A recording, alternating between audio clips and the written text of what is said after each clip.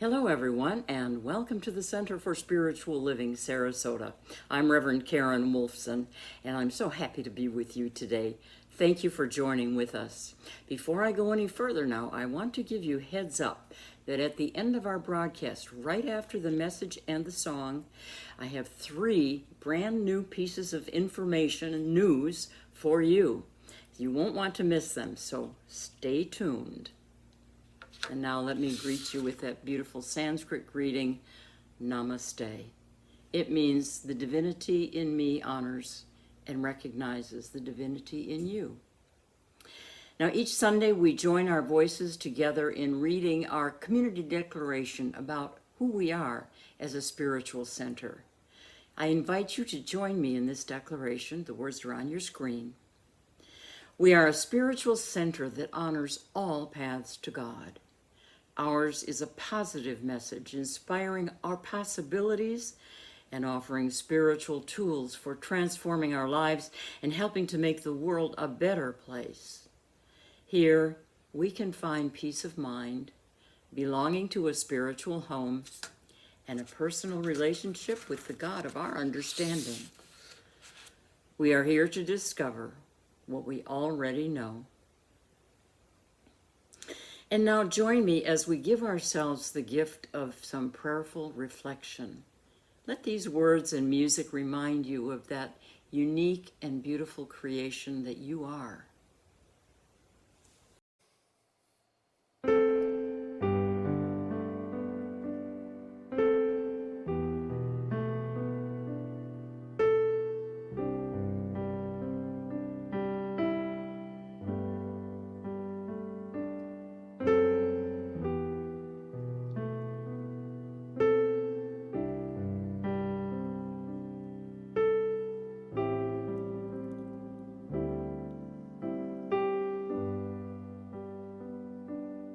God is, I am, right here, right now, right here, right now. God is, I am. God is, I am, right here, right now, right here, right now. God is, I am. God is, I am, right here, right now, right here, right now. God is, I am. And now join me in knowing this. God is, I am, right here, right now. Right here, right now. God is, I am. There's one mind, and this mind is God's, and this mind is my mind now. Because of this, I realize that God is right where I am, and I am conscious that I am one with all people in love, in essence and in joy. Letting go of all previous mistakes, I know that today I am free and unhindered. I feel the operation of divine love in all my affairs. I know that I am drawing my good to me because there is a silent power of attraction within me which is irresistible. I am filled with calm confidence and with the expectancy of good. Today and every day, I expect good. My life is an adventure as I anticipate meeting new friends and joyously anticipate new situations which will increase my livingness. I know that all the power of the infinite is for me. I am free spirit and I am perfect life because I am in conscious union with God who is right where I am, in, as, and through me. So with a heart full of gratitude for the vastness of my divine possibilities, I give thanks and I let it be so. And so it is.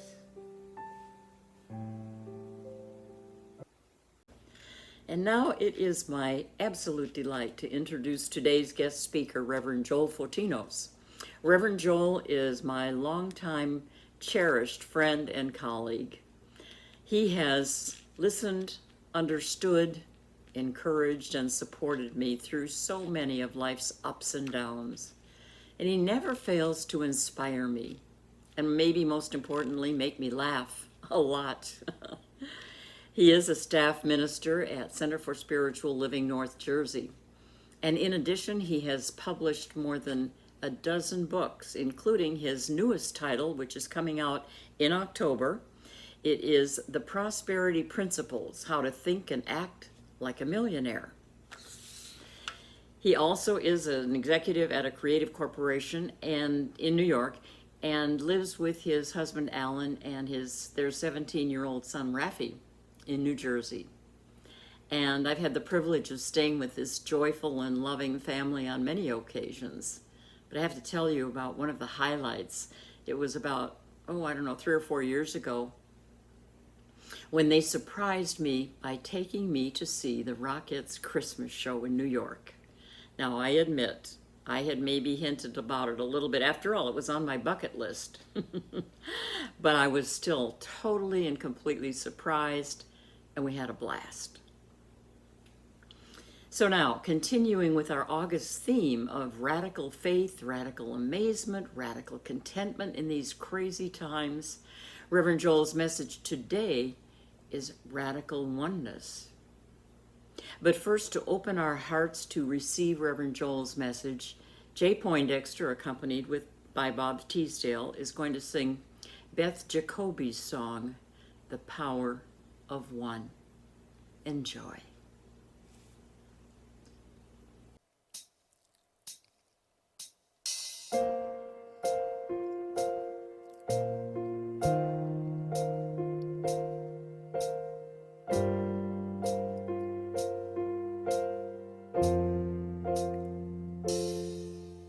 If you need a friend, would you take my hand?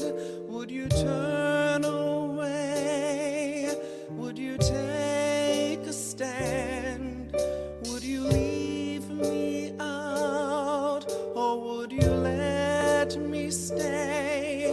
'Cause it's what you do, and it's what you say.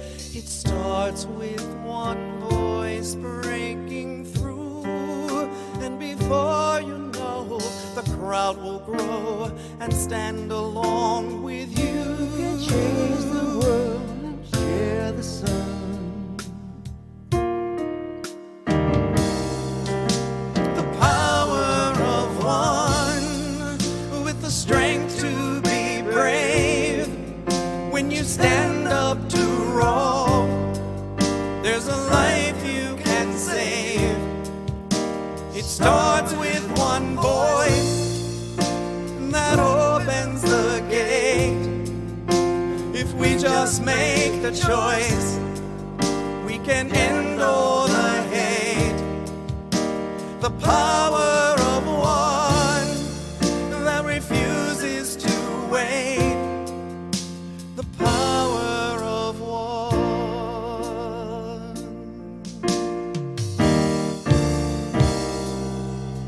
If you always judge only what you see, you will never know that there is more to me.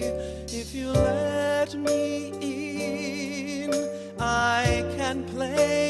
heart. Put away your doubts.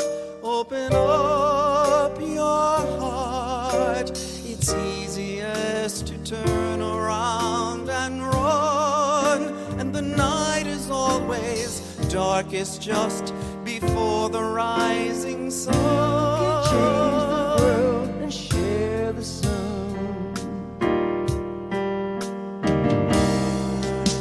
The power of one with the strength to be brave.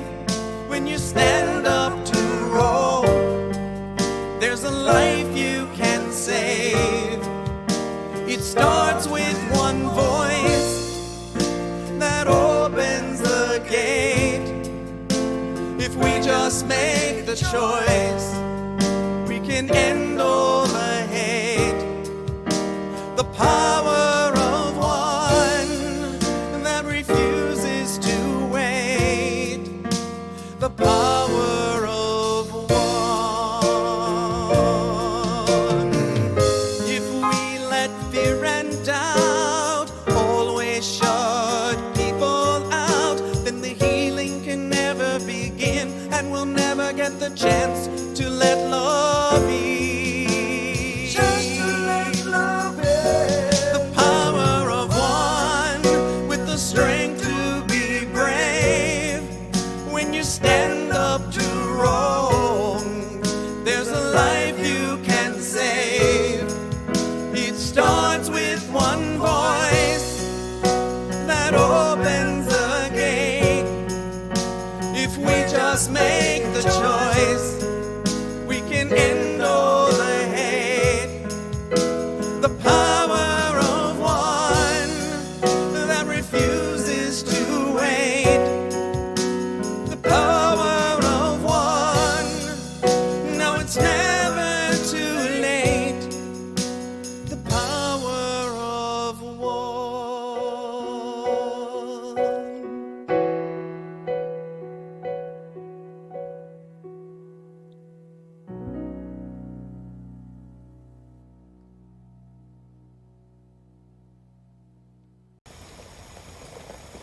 Hi everybody, I'm so glad to be with you here today, and I'm so grateful to Reverend Karen, who is the best, for inviting me to speak with you today. I decided to speak outside because it's so beautiful and it ties in so perfectly to what I want to speak about today. I'm going to lean closely so you can hear me completely fully, and we're going to talk today about something that I think is amazing. It's, to me, the most amazing thing we could talk about, spiritually speaking, which is oneness, radical oneness. And I'll explain what I mean. I wondered how to begin this talk, and as always, life decided to give me the way to begin the talk. And this was through the form of a person that I've known for many years, who I will call B, the letter B. That's not their initial, but for their own privacy, we'll call this person B. And B called me, and now I don't know about you, but occasionally there are people in my life that love to call and do nothing but complain.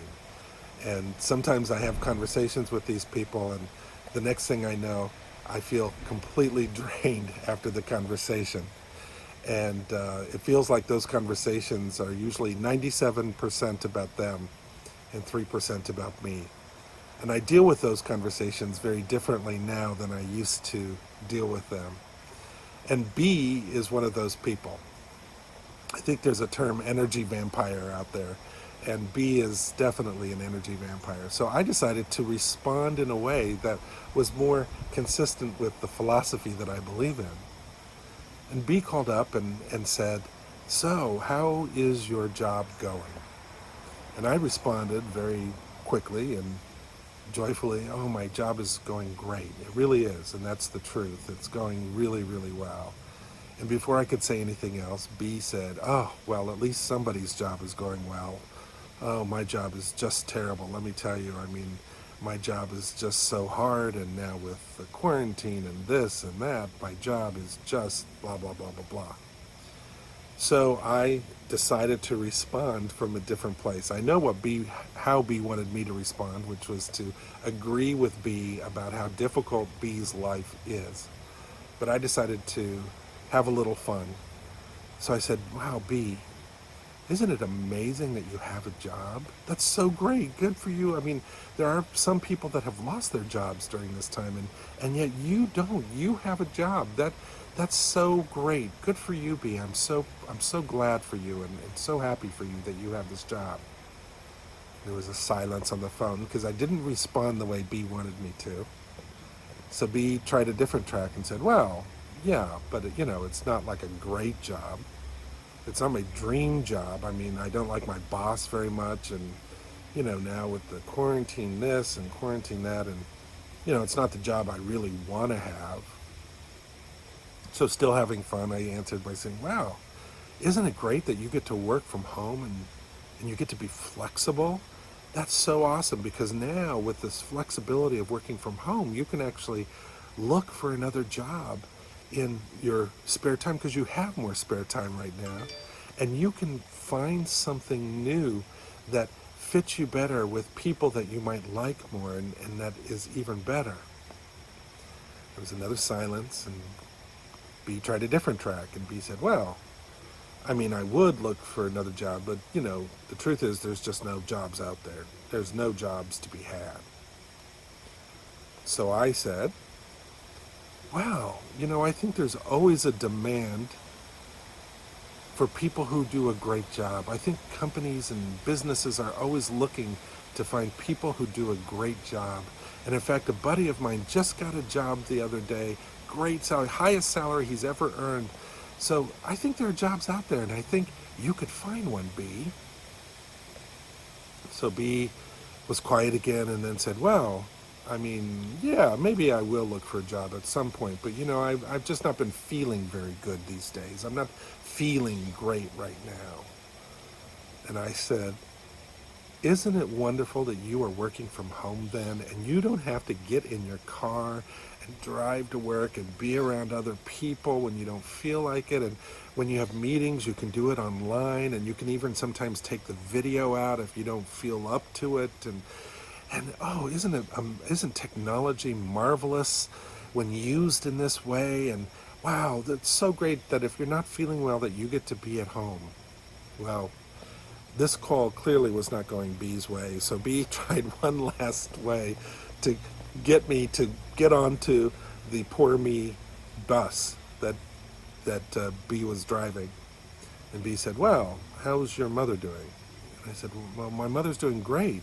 But before I could say anything else, B said, well, my mother's, she's getting older, and, so I have to help out a lot. I mean, it's really hard to help her because, she can be very demanding and very difficult at times, and, you just don't know how hard it is to have to help out in the way that she wants me to all the time.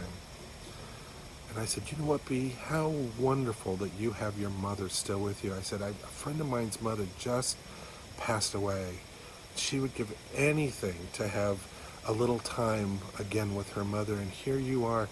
You not only have your mother, but you are able to help your mother and be around her and really be of service to your mother in a wonderful, wonderful way.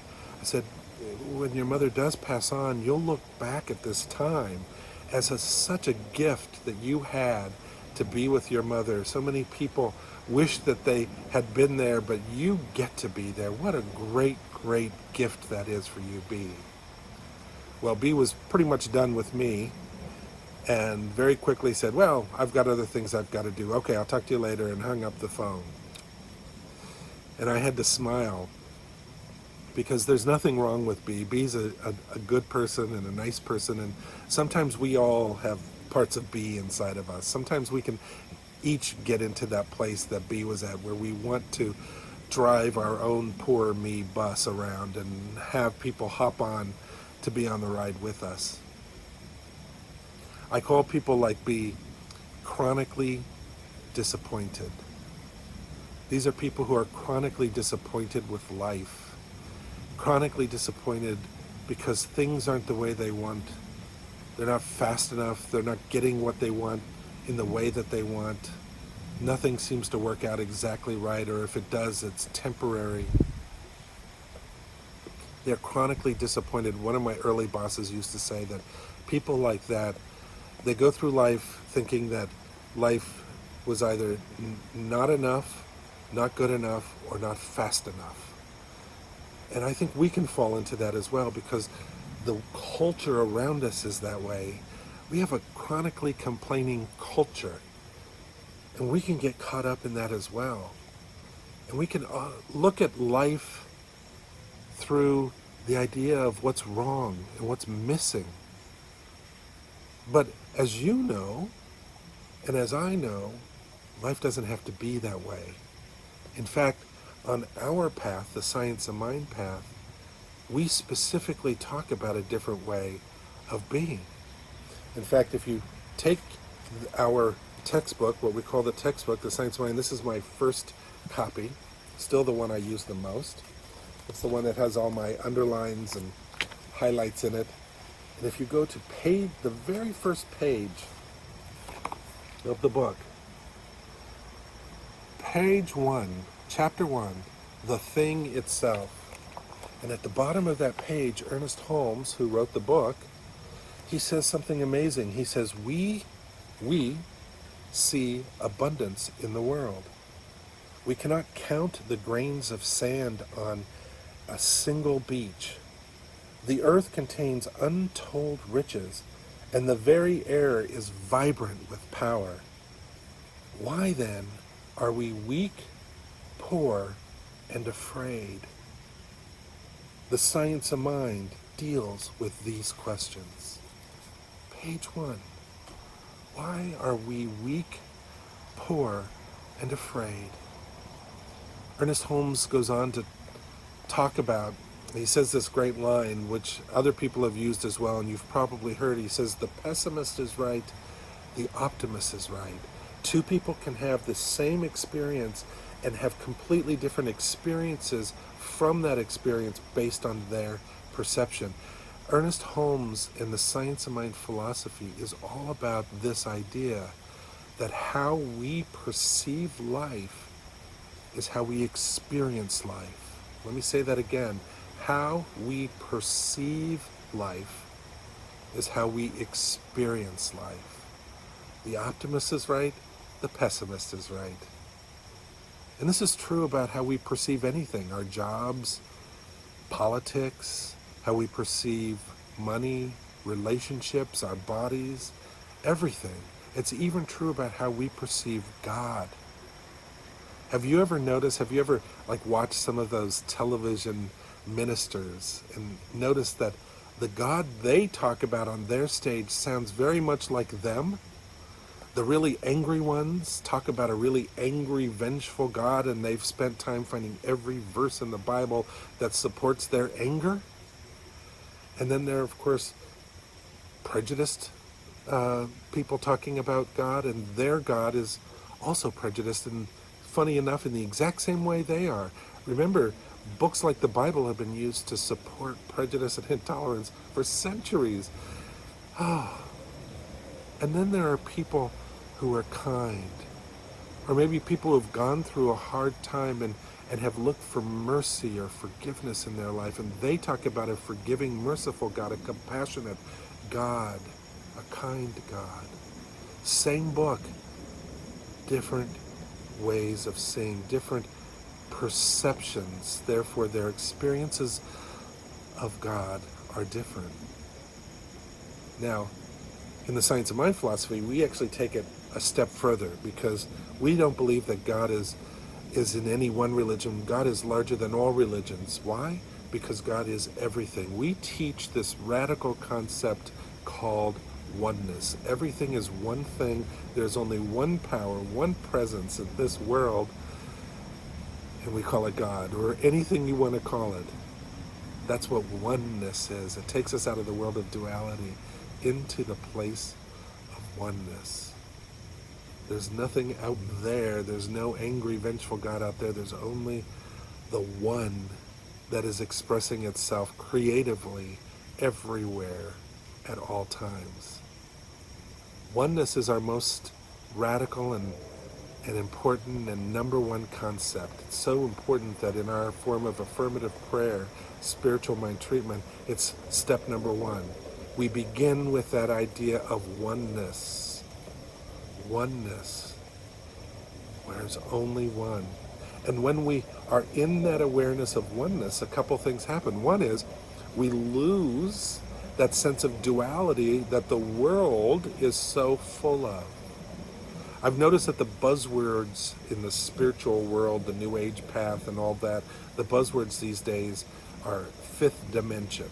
They mean that we live in the third dimension world, which is duality, but there's the fifth dimension thinking, which is oneness. I don't know if that's true, but that's kind of an idea of how we can think about it. In the science of mind, we just say there is only one. One power, one presence, one life. And that life is good. And that life is our life right here and right now. Another thing that oneness does that's amazing is that it gives us a completely different worldview. We're not looking at things that happen in the world through the lens of duality. Instead, we are looking at it through the lens of oneness. It's almost like we go through life with glasses on, with the lens of whatever our perception is. But when we go to that place of realizing that there's only one power, one presence, we take off the glasses and now suddenly we can see everything. Mystical literature is filled with mystics who have that experience of oneness, and they say, now I can see everything. Oneness is that radical. Oneness does something else as well. Oneness takes that entire power that is the presence of life that we teach, and it places that power firmly into the hands of each one of us. We are not at the mercy of life. Instead, we now can draw upon the light and power of life itself, that oneness, because we are one with the one. That is who we are. So we are powerful beings. We are no longer left impotent by the side of the road. We now are filled with the power of life itself. That's why I call this radical oneness. Can you imagine living life every single day, seeing everything, every experience, and every person as an invitation to experience oneness even more fully? That's a completely different viewpoint. It's unbelievable to think that every day we can experience an invitation from life to know itself as one more fully. And when we do, when we have that sense of oneness, then we get invited to show up in the world as that one. We get to show up in the world as love. Things no longer just happen to us.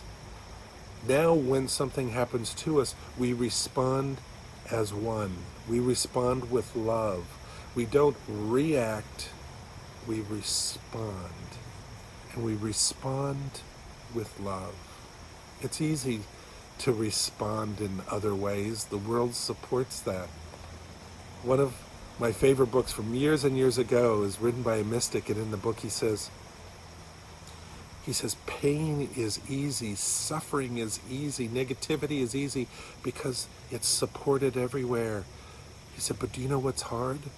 Joy. Joy is hard because we have to work at it with our entire being. Everywhere around us, we are surrounded by what some people would say is a third dimension reality, or just that world that lives with an agreement of duality. But when we live in oneness, we rise out of that sense of duality into a place of oneness where now we can experience joy so fully. It does take our entire being to experience life that way. when I talk about it, when mystics talk about it, when Ernest Holmes talks about it, it's often referred to as the light, capital L light, the light within us. And when we talk about light, we're not talking about this kind of light. Do you remember the old fable of the little match girl? We are not little match girls and little match boys with just a little tiny light within us. We are ablaze with the light, the fire, the passion of life itself. When we recognize our oneness, we become fully alive, which means that we are a great light. We are the light. We are a light that now shines so brightly that the entire world can see. I watched a documentary recently on Pavarotti, the opera singer. I didn't know much about him, but it was a wonderful documentary if you get a chance to see it. And in there they ask him, how do you have this idea that about everything, and you have such an enthusiasm and joy for everything? And he says in the documentary, they show him talking about how when he was a child, he almost died. And he said, coming back from that as a survivor, you cannot see the world in the same way again. He said now when other people are just seeing trees and sunsets and this and that, he said, I look and I see trees and sunsets. It's all alive. That's what being in oneness does for us. That's why it's radical. Now, one of the things I love about the science of mind is that we try to make everything as absolutely practical as possible, because that's a big concept. Oneness, radical oneness, how do we do that? And in Science of Mind, we like to make something very practical and graspable. And there are ways that we can do it. I'm just going to give you 3 very quick ways that you can practice every single day so that you can experience that amazing radical oneness in your life. And the first is to be fully present. Be present in the world. Be in the present moment. Studies show that we are something like, I read one that said that 90-something% of each day we are not spent in the present moment. We're either in the past, we're in the future, or we're in this kind of faux thinking that isn't really thinking at all. And yet life invites us to be in the present moment. I'm reading this marvelous book in my spiritual practice right now called A Monk's Guide to Happiness by Gelong Thupten. He's a Buddhist monk. He was born in the States, I think, grew up in England, became a Buddhist monk. And he tells this brilliant story in this book of how he went on a retreat, a meditation retreat once, that lasted 4 years. Can you imagine meditating for 4 years? They just would wake up, meditate, eat, meditate, go to sleep, and repeat that every day for 4 years. And they were completely sequestered from life. They had no idea what was going on in the world.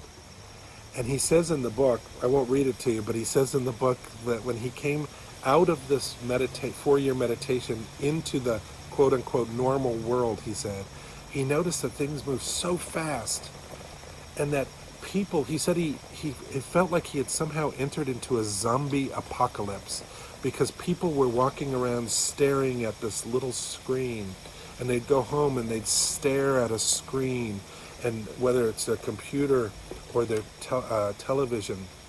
And he said people were missing what was alive in the world. And when he was sequestered for 4 years and then came out in the world, it was as if he was seeing it in a completely different way. We don't have to sequester the good news for 4 years. We can just practice this being aware. And one quick way to do that is by asking yourself, when something happens, say, am I present or am I projecting? Am I present or am I projecting? I practiced this recently a few weeks ago when I had a meeting that I was suddenly starting to feel very anxious about. And I caught myself and I asked myself that question, am I being present or am I projecting? And I thought, is the meeting happening now? No. So therefore, I am not in the present moment. I'm projecting onto this meeting. And by taking a few breaths, I was able to be in the present moment. And then I asked myself, why was I feeling anxiety about this meeting? And what I got was that I was worried that I wasn't fully, prepared for the meeting. And I thought, well, I can handle this. I can be responsible for being prepared for the meeting. And I was in the present moment, and that's when I had the power. So first is being in the present moment. Two, very quickly, is be 100% responsible for the feelings and actions that you have. Now, we have to be responsible for our lives. That's a key proponent to the Science of Mind philosophy. It's the first thing I heard in the first Sunday. It actually was a Wednesday night service that I ever went to on a Science of Mind, at a Science of Mind center. And the minister said, we are each 100% responsible for our own lives. And what she meant by that was that we are responsible for us. When something happens to us, we are responsible not necessarily for what happened to us. We're not responsible for other people's actions, but we are responsible for how we respond to it. So when people like my friend B say, when he did this, it made me feel bad, that's not true. That's not taking 100% responsibility. So we need to be responsible for ourselves. And three, this is like the turbocharged way of living in oneness, which is to give. Give, give, give. When we hear that, give, the first thing that we often think of is, well, give money. Okay, that's good, that's great. Give our possessions, that's good, that's great. But I'm talking about giving in other ways. I'm talking about giving things like our attention, giving our time, giving the gift of our passion to other people, giving our compassion, giving our friendship, giving our forgiveness. There's so many ways that we can give. And for those of you who are really great givers, you know that by giving, you are no longer in the sense of duality. You have moved into another place. We don't give out of obligation. We give because we connect with the oneness of life itself. That oneness that Ernest Holmes says is everywhere available and present and all-powerful. And when we connect from that, we are so full that we are overflowing, and we are able to give from the overflow of life. Give everything you can, which represents oneness. So I began this talk by talking about B. And B is B. There are a lot of B's in this world, and sometimes we are the B. But by learning this radical concept of oneness more fully, by being present in the moment, by being fully responsible for ourselves, and by giving from this great, beautiful overflow, we are in the one, in the moment. Anything you want more of in your life, be the light of life first. If you want to sleep better at night, be the light. If you want more abundance in your life, be the light. If you want to bring change in the world out there, be the light. Be the oneness shown up in the world as the light that you are. Because you are that light. We are that light. And oneness, the radical, joyful experience of oneness, is the way that we get to express it in this world, right here and right now. And so it is.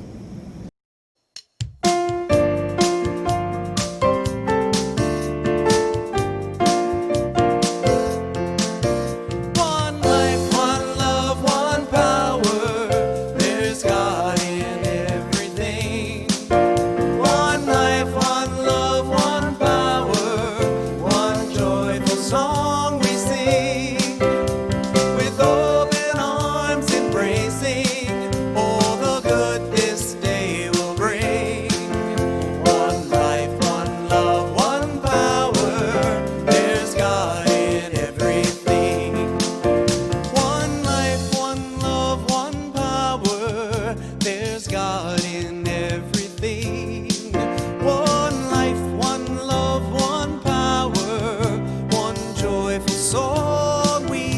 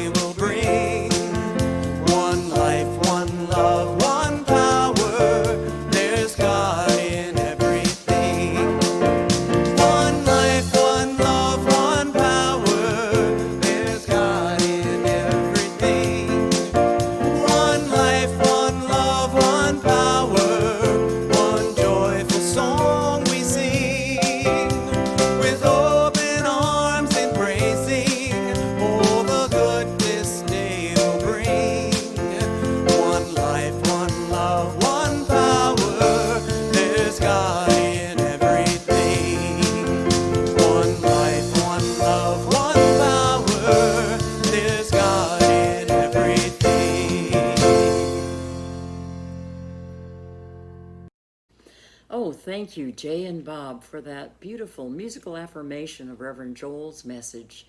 One life, one love, one power. And by the way, everyone, that song was written by our own Bob Teesdale. So special thanks, Bob. And thank you, Reverend Joel, for reminding us of the truth and the power of our oneness. You gave us a lot to think about and take into our week. Thank you. All right, now everyone, heads up. I have 3 new announcements for you. And the first is something we're going to try next Sunday. At 11 o'clock, we're going to have an informal coffee and chat by means of Zoom. An opportunity just to see each other and check in a little bit and chat a little bit. Bring your own coffee. And if you would like to join us, and I certainly hope that you will, email Kathleen Frankert as soon as possible for the access code, the link for Zoom. And we look forward to trying this out next Sunday. Hope you'll be with us. Now, the second offering is this. If every Sunday you appreciate and enjoy and are inspired by what you're hearing, and you find that you'd like to know more, and you'd like to move even further beyond your own limits, I invite you to consider taking this upcoming Beyond Limits class. It's going to be facilitated by one of our spiritual practitioners, Kathleen Frankert. And I have received rave reviews from her previous students saying that she is a warm and a knowledgeable and a wise facilitator. And I have seen some of her talent in action, and I know what they're talking about. So you see the Beyond Limits information on your screen. It is a 10-week class on Tuesday evenings beginning September 15th, and it will be, of course, on Zoom. You'll want more details, so the tuition, the books to buy, and whatever else is involved with the class. So you can email Kathleen at KathleenFrankertCSL@gmail.com. Also, she has posted an information video on Facebook, on our Facebook page, or you can go to our website for more information. I know you will be glad that you took the step to move beyond limits. And number 3 announcement is pop-up prayers. Pop-up prayers by our spiritual practitioner, Jaron Nelson. These are brief 5 to 10 minute videos on Facebook and YouTube, which she posts about once a week, and she shares a brief reading and a positive prayer. You can even email her with a topic you'd like to see included. I'll tell you, I watch these over and over to give myself a moment of centering and inspiration. So check them out, pop-up prayers. And now, as you know, we are here to support you by means of these Sunday virtual offerings, spiritual support as your spiritual community. And we so appreciate your support financially so that we can continue offering this to you. There are 3 ways that are very simple that you can send your contributions of support to us. On your screen, you see our website, www.cslsarasota.com. And you have 3 options, as I said. The first is to select the Make a Donation button, which allows you to contribute using PayPal or your own credit card. The second option is that you can mail a check to our address, which is shown on our website. And the third is you can set up automatic contributions by means of your own bank's online banking, and that's what many of our people do. Whatever your contribution now, I invite you to place your hand over your heart as you reflect on your gift, blessing it as you share it, and affirm with me, my gift goes forth to heal, to bless, and to prosper, and the divine flow returns it to me multiplied abundantly. I give thanks that I may share of my good, my love, and my support. And this is important. Do you have a prayer request? You know, you can easily send that prayer request to us on our website by selecting the green prayer request button. Jim Grove, Kathleen Frankert, Jaron Nelson, and Ron Frost, our spiritual practitioners, stand ready to know and affirm the spiritual truth with and for you in whatever challenge you might be experiencing. And by the way, here on our website, you can also sign up to receive our weekly email newsletter, and that will keep you informed of our activities. And one of those is every week the wonderful spiritual living circles facilitated by Jim Grove, another of our licensed spiritual practitioners. Each Wednesday, he leads the discussion of an article from Science of Mind magazine, some questions that he will send you in advance so you can ponder them. It's a very informal discussion, and it's something that you can drop in on when your schedule allows, and if you have to miss one, well, just join in the next time you're available. It's a great opportunity to be in community and also to grow spiritually. Spiritual living circles. If you'd like to participate, please email Jim at jimgrove@gmail or jimgrovecsl@gmail.com to receive the Zoom conference invitation and the discussion questions. So we hope to see you there. And thank you for being with us today. I so enjoy this time together. As we conclude this sacred time, I invite you to join in this beautifully affirming and familiar song, Let There Be Peace on Earth, and let it begin with me. See you soon.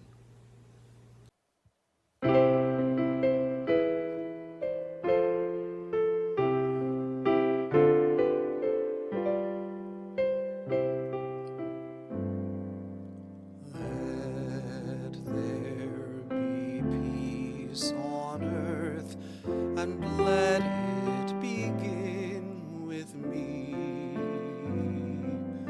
Let there be peace on earth, the peace that was meant to be with God our Creator. We are family. Let us walk with each other in perfect harmony. Let peace begin with me.